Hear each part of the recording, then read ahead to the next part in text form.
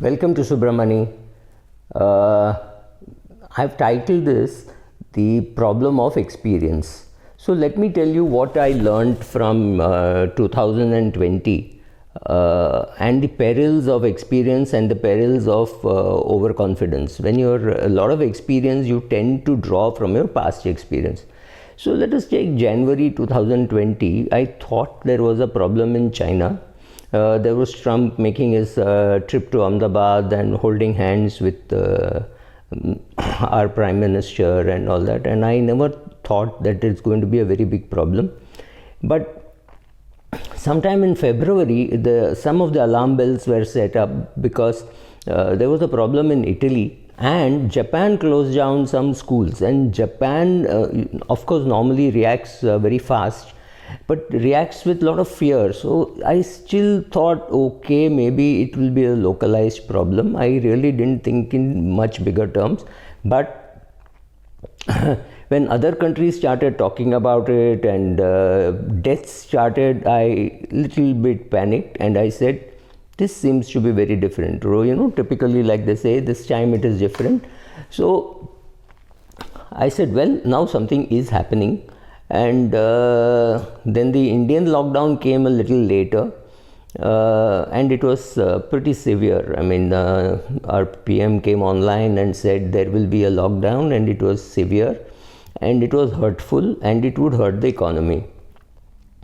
The market fell. I think the S&P fell by about 35%, and our markets fell in tandem. We were told that the FIIs are pulling out and there is going to be panic. But one thing which still hassled me, or which I would say now in retrospect little amused me, are analysts or economists, whatever you want to call them, were talking of impact for the next quarter. And by this time, the death numbers had started coming. So I realized that it is not going to be one quarter. And I realized that this is a great time. March was a great time to be buying. And I was 100% sure that it would take approximately 24 months for the market to go anywhere near its new high, right? Market was doing well in December, January. It was not bad at all. So I said, okay, if the market has reached this level, the market will go down and it will take about 2 years to reach this level, because this is where experience comes in. This is what had happened in the past. So whether it was 1992 or Harshad or Ketan or any of those stuff, or even 2008, market recovery was fast, but even in 2008, the market recovery was fast, but not this fast. So I didn't know what was going to happen for sure, but I had the guts to buy. That came from experience, no doubt about that. But I thought the recovery will take much longer time, and therefore the recovery had to be sold in two. So I bought shares. Say I bought something at $100. When I saw it go to $200, I said, wow, $200 in a month or two, it's just superb. It is not sustainable. So I sold. I bought a huge lot and I sold a lot. Luckily, I did not sell off everything, because a Sun Pharma at 330 was a steal, and that was very clearly a steal. An EID Parry at 110 was a steal, and that was. But even EID Parry, I got rid because I anyway have enough of it. So there are 2-3 strategies which I used, which were right or wrong, I wouldn't know. I bought in March 2020 simply because I knew people will tell you this time it is different. It is a pandemic, first time in the world, and the world is going to end. I was very sure that the world is not going to end. I also got a poetry, I think, written. Somebody wrote a poetry, or somebody wrote a very nice piece. I think E.A. Sundaram, ex-HDFC and ex-PGIM, he wrote nicely about the world is not going to come to an end, and many of us knew the world will not come to an end. So I bought, but also sold in panic, saying, wow, this is too good to be true. So that was one important learning of overconfidence, saying, oh, market cannot recover so quickly. That was an overconfidence from past history. That was perhaps wrong, because the market did recover. What I did not expect was the speed at which the central governments and the central banks reacted. we always knew that the 2008 solution of throwing money at the problem will be attempted, because that is what you attempted in the previous war. You will always attempt that, and I didn't know whether it will work, because I was very clear that you can't throw money at a pandemic and wish that it goes away. But it did. They did pump in a lot of money. The US did pump in a lot of money, and therefore Europe, Japan, all of them followed. And they created so much of money in the market that it started chasing. Yields went down. Yields going down was easy to think, and it would happen. And I always thought, in a problem like this, or in a crisis like this, it is the value shares which should go up and not the growth shares. The reverse happened. The growth shares grew bigger, bigger and bigger. Now we all have logic as to why they have so much cash, why Google is a great buy, why Netflix is a great buy. But I'm talking of March 2020. You always thought during bad times it is the value shares which will go up, not the growth shares. But the reverse happened. The value shares did not go up and the growth shares just flew up, right? Those 4-5 FANG stocks of US flew.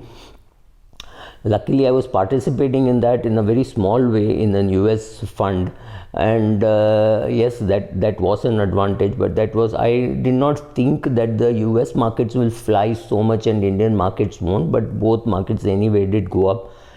I did not anticipate that so much money will come into the equity markets. I thought there will be public running away from the market rather than public coming into the market. Gold prices going up, correct prediction. Not wanting to participate, correct prediction. Because gold, the best time to buy was when it was 30,000, not when it was 50,000, not even when it was 45,000. Gold had moved from 30 to 46,000 thanks to the China-US problem, and from 46 it moved to 54 or 53 or 54. I would not have participated in gold anyway. Whatever gold I had when it was 30 is what I hold, and I'm still holding it, whether it is 54 or whether it is 46. Gold I'm going to use very, very sparingly to sell. Exactly when during such a crisis, if you need money, gold is a great product to sell, because your debt and equity will be bad. Another very important learning, thanks to Templeton also, your debt performs very badly during recession. So if you want to be in debt as an asset allocation, it has to be an extremely high quality debt, which means only gilt. So you keep your money in gilt, not because you're going to get a great return, but you're going to get savings bank kind of a return over long periods of time, unless perhaps you do an SIP.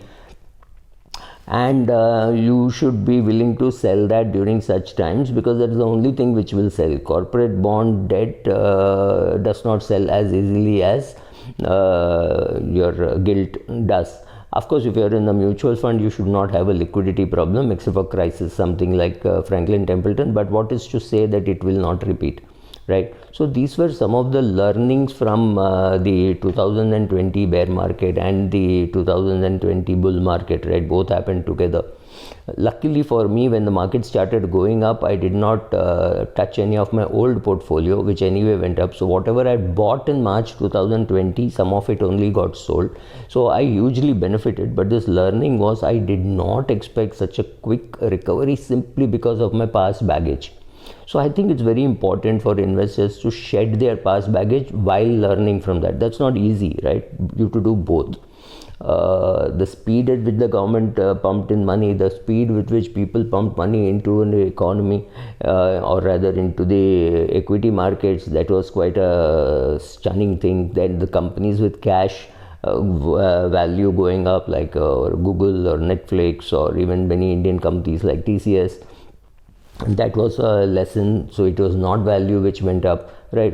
Some of these things were very good lessons to be learned, and I'm very happy that I'm able to document it for posterity, because even when I'm going to see this in 2025, I'm going to say, wow, this was good learning. I hope you have more learnings. Please say it in the comments column, what you learned. What were your hassles? How was your overconfidence? I mean, I know I was overconfident with the timing of the recovery, with the amount of money to be pumped in by the central government. Did not expect any of this. So that was a good learning for me. Robinhood Traders was a good learning. I did not expect so many new accounts to be opened. 17 lakh broking accounts in the last 1 month, or about 1.5 months. That's amazing. We used to have those kind of annual targets 10-15 years ago.